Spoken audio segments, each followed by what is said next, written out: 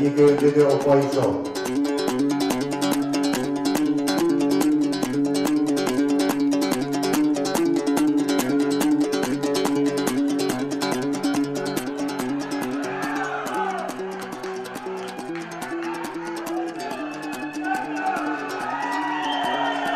Bir ұпай көтерілді.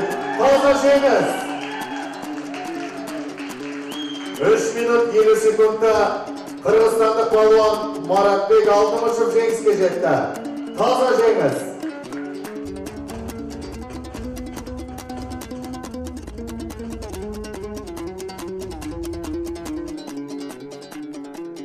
Балуандарда берілетін уақыт. Ташлаған балуан, өте мықты балуан.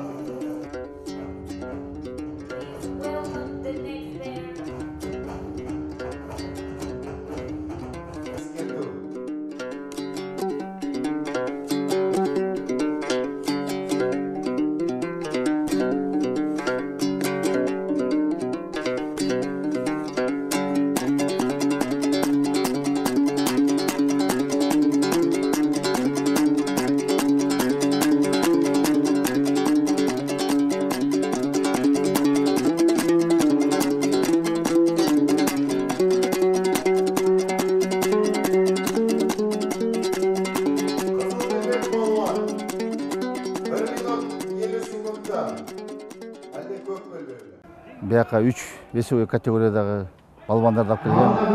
80, 90, плюс 90. Анан жатаканасы жакшы тозуп алышты. Бүгүн мына оюн башталды. Биздин Кыргызстанга жакшы калыстыктар караган жок. 90 килодагы Алтымыш Марат дегенибиз 3-чү месте алды.